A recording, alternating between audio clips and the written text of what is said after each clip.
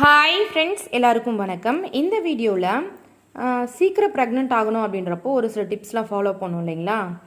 எத்தனை நாளைக்கு அப்புறம் டெஸ்ட் பண்ணால் பாசிட்டிவ் வரும்? அதாவது நான் ப்ரெக்னெண்ட்டாக இருக்கேன்னு நினைக்கிறேன், எனக்கு ப்ரெக்னென்சி சிம்டம்ஸ்லாம் இருக்குது, எனக்கு வந்து இத்தனை நாள் பீரியடு இத்தனை நாள் தள்ளி போயிருக்கு, எத்தனாவது நாள் கிட் செக் பண்ணால் பாசிட்டிவ் வரும் நிறைய பேர் கேட்குறீங்க. நான் ஒரு சின்ன விஷயம் சொல்கிறேங்க. இப்போ ஒரு சில பேருக்கு வந்து பீரியட் வந்து 28 நாள் வரும், ஒரு சில பேருக்கு 30 நாள் வரும், ஒரு சில பேருக்கு 35 நாள், 45 நாளுக்குள்ளே வர்றது எல்லாமே ரெகுலர் பீரியட் தான். அதை ஃபஸ்ட் தெளிவாக புரிஞ்சுக்கோங்க. உங்களுக்கு 3 மாதத்துக்கு ஒரு டைம் கனெக்ட் பண்ணி பார்க்கணும். 3 மாதத்துக்கு கனெக்ட் பண்ணுறப்போ ஒரு மாதமும் உங்களுக்கு மாதவிடாய் வந்து எத்தனை நாளைக்கு ஒரு டைம் வருது, எவ்வளோ நாள் கேப் வருதுன்றதை நீங்கள் தான் ஃபைண்ட் அவுட் பண்ணி பார்க்கணும். அப்படி ஃபைண்ட் அவுட் பண்ணி பார்த்தீங்க அப்படின்றப்போ உங்களுக்கு ஓவலேஷன் நடக்கிற டேட்டு, உங்களுக்கு கரெக்டாக பீரியட் ஆகுதா, உங்கள் உடம்புல என்ன மாதிரி சிம்டம்ஸ்லாம் தெரியுது, ஓவலேஷன் சிம்டம்ஸ்லாம் தெரியுதான்றதை நீங்களே ஈஸியாக கண்டுபிடிச்சிடலாங்க. சரி, இப்போ உங்களுக்கு ப்ரெக்னென்சி சிம்டம்ஸ்லாம் இருக்குது அப்படின்றப்போ நம்ம உடம்புல வந்து ஹெச்சிஜின்ற ஹார்மோன் வந்து சுரக்க ஆரம்பிக்கும்.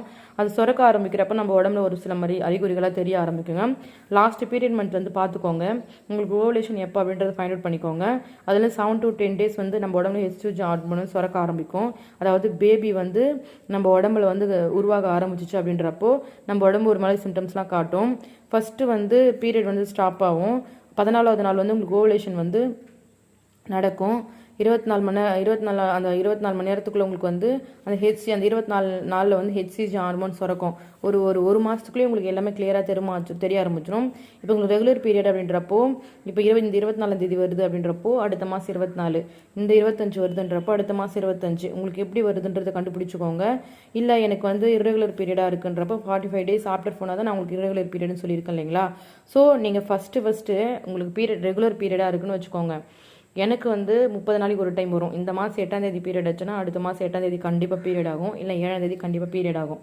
ஒரு மாதத்துக்கு 31 நாள் 30 நாள் இருக்கு இல்லையா, அது ஒரு நாள் டிஃப்ரெண்ட் தான் வரும். அப்படி இருக்கிறப்போ ஏன் ப்ரெக்னென்சி உங்களுக்கு உங்கள் எக்ஸ்பீரியன்ஸ் சொல்கிறாங்க. எனக்கு ப்ரெக்னென்சி கன்ஃபார்ம் ஆச்சு, எனக்கு வந்து ப்ரெக்னென்சி சிம்டம்ஸ்லாம் இருக்கிற மாதிரி தெரிஞ்சிச்சு.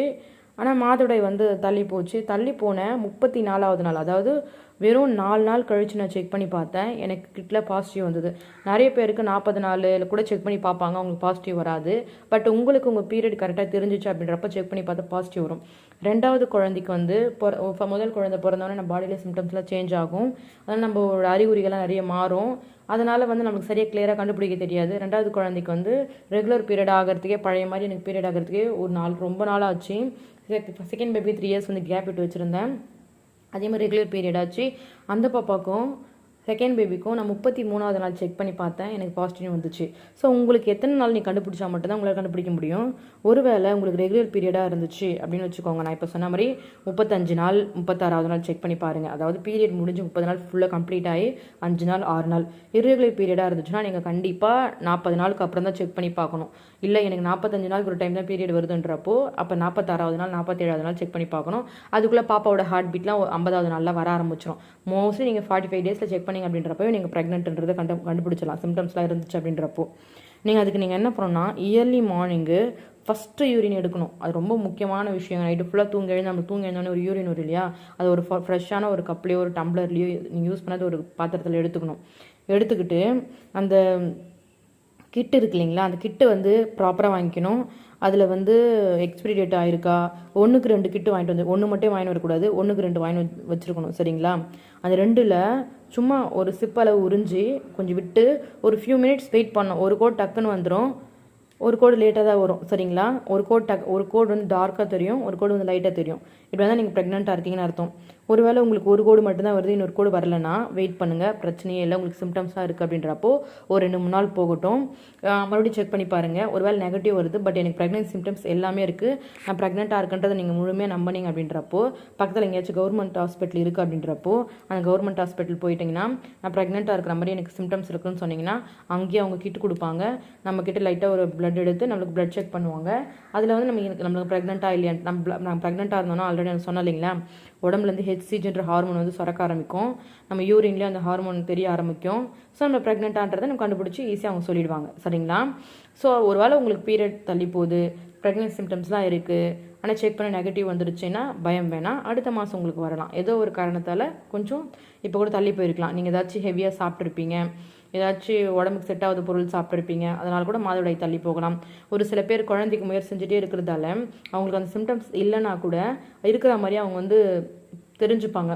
இது நான் கண்கூடாக வந்து என்னுடைய 2 அக்காங்களுக்கு பார்த்தேன், என் பெரியம்மா பசங்க. அவங்க ஒரு டைம் மாதவிடாய் வரத்துக்கு 1 வாரத்துக்கு முன்னாடியே ரெடி ஆகிடுவாங்க. அந்த 1 வாரத்தில் அவங்க ப்ரெக்னெண்ட்டாக இருக்கிறவங்க கூட அவ்வளோ சேஃபாக இருக்க மாட்டாங்க, அவ்வளோ சேஃபாக இருப்பாங்க. எனக்கு அது பார்க்குறப்ப ரொம்ப கஷ்டமாக இருக்கும். அதனால் குழந்தை இல்லாதவங்க வலின்றது எனக்கு கிளியராக புரியும். ஸோ அதனால் நீங்கள் குழந்தைய பற்றியே யோசிச்சுட்டு இருந்தீங்கன்றப்போ கண்டிப்பாக அது கிடைக்கவே கிடைக்காது. நெக்ஸ்ட்டு நீங்கள் குழந்தைய தவிர்த்து வேறு ஏதாச்சும் இது டைவர்ட் பண்ணுங்கள், வேறு ஏதாச்சும் பண்ணுங்கள். நீங்கள் நினைக்காத டைமில் டக்குன்னு உங்களுக்கு வந்து குழந்தை நிற்பாங்க. இது ரொம்ப முக்கியமான விஷயங்க.